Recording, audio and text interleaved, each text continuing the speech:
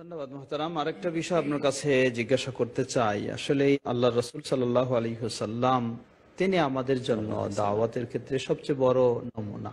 নমুনা, সবচেয়ে বড় নমুনা। আল্লাহ সুবহানাহু ওয়া তাআলা এই উম্মতের মাঝে সর্বপ্রথম তাকে দাওয়াতের নির্দেশ দিয়েছেন, তাবলীগের নির্দেশ দিয়েছেন তিনি রাসূল সাল্লাল্লাহু আলাইহি ওয়াসাল্লাম। সাল্লাল্লাহু আলাইহি আল্লাহ সাল্লাম। রাব্বুল আলামিন বলেন, ইয়া আইয়ুহার রাসূল বাল্লিগ বাল্লিগ মা মা উনজিলা উনজিলা ইলাইকা ইলাইক। মির রাব্বিক। এই আয়াত যেন আমাদেরকে একটু ইশারা ইঙ্গিত দিয়ে দিচ্ছে বা স্পষ্ট করে দিচ্ছে যে দাওয়াত আল্লাহর পথে দিব ঠিকই, কিন্তু সেটা কি দিয়ে দেব? যেমন ইচ্ছা তেমন হলে চলবে না। না। তার একটা মানহাজ রয়েছে, তার একটা সিলেবাস সিলেবাস রয়েছে, রয়েছে। তার একটা নেশাবও রয়েছে। অবশ্যই, কিন্তু অবশ্যই। সেই নেশাবটা কি হবে?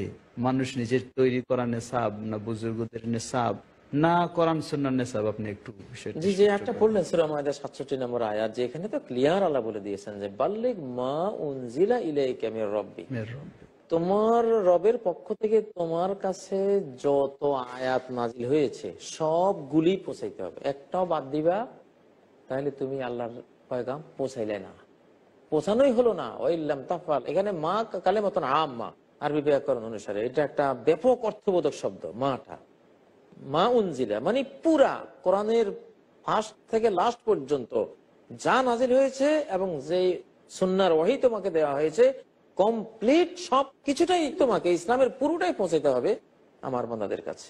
যদি পুরোটা না পৌঁছাও ফামা বাল্লাগতা রিসালাতা। তো এখানে সিলেবাস হলো কোরআন, সরাসরি সিলেবাস হলো কোরআন, আর কোরআনের ভিতরে আছে হাদিস। কোরআন আর হাদিস এই দুইটা হলো সিলেবাস। মানে এর বাইরে যদি আমি আপনি বা কেউ একটা বই লিখে এটা তাবলিগ করে, এটা তো ওনার তাবলিগ হলো, এটা আল্লাহর দ্বীনে তাবলিগ হলো না। এই জন্য সহিহ হাদিসে এসছে, যে আলবানী বলেছেন হাদিসটা সহিহ, যে কিয়ামতের আগে জাতির সামনে মাসনাদ পাঠ করা হবে অথচ কেউ অস্বীকার করবে না। কি আশ্চর্য কথা, কোরআন বাদ দিয়ে মাসনাদ পড়া হচ্ছে, কেউ কিছু বলছে না।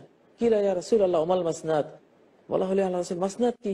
তিনি বলেন কুল্লু মাস্তুকতিবা সাওয়া কিতাবিল্লাহি আযজা ওয়া জাল, আল্লাহর কিতাবের বাইরে, আল্লাহর কিতাব বাদ দিয়ে মন গড়া যেসব বই লেখা হবে কিয়ামতের আগে, এগুলি সব হলো মাসনাদ। এগুলি পড়া কিয়ামতের আলামত। কোরআন বাদ দিয়ে এসব বই পড়া এটা কিয়ামতের আলামত। তো দুঃখজনক কথা হলো, যেখানে বলা হয়েছে আল্লাহর ঘরে যদি তোমরা আসো তো সেটা আল্লাহর কিতাব নিয়ে বসবা। মাজতামা কওমুন ফি বাইতিন মিন বুয়ুতিল্লাহ ইয়াতলুনা কিতাবাল্লাহ। কিতাবাল্লাহ।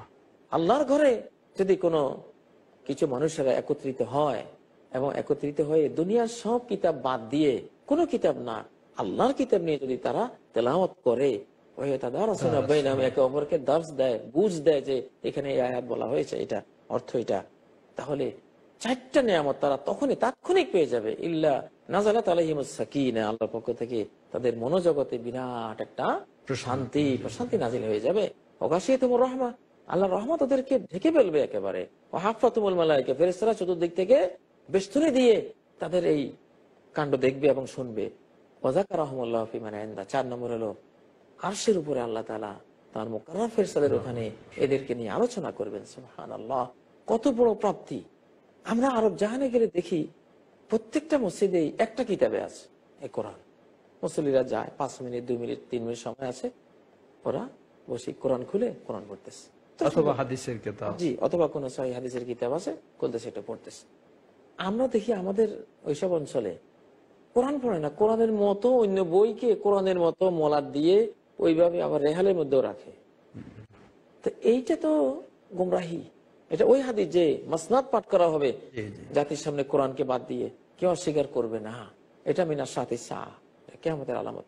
তো আমরা এই অনুষ্ঠান থেকে আমরা বলতে পারি যে আসলে প্রত্যেকটা মসজিদে হয় কোরআন, আর না হলে নবীজির কোন সহিহ হাদিসের বই, কোরআন পড়ে তারপরে একটু হাদিস। এটাই হলো তাবলীগের মূল। এটাই তাবলীগ, এটাই বাল্লিগ মা, এটা ওমা আলাইনা ইল্লাল বালাগুল মুবিন। আম্বিয়া কেরাম যে বলতেন আমাদের উপরে দায়িত্ব হলো শুধু পৌঁছে দেয়া। সেটা কি? মা উনজিলা, আল্লাহ যা দিয়েছে, আল্লাহ যা দিয়েছেন সেটা। এবং সূরা ইব্রাহিমের একদম শেষ আয়াত 52 নম্বর আয়াতে আল্লাহ বলেছেন হাযা, কোরআনের দিকে ইশারা করে, হাযা বালাগুল লিন্নাস, এই কোরআন হলো মানুষের বালাগ, তাবলীগী নিসাব। ধন্যবাদ এই কোরআনই হলো মানুষের তাবলীগী। আমরা জানলাম আপনার সুন্দর মূল্যবান তথ্যবহুল কথা থেকে যে আসলে এই তাবলীগের নিসাব হতে হবে কোরআন এবং রাসূল সাল্লাল্লাহু আলাইহি ওয়াসাল্লামের হাদিস।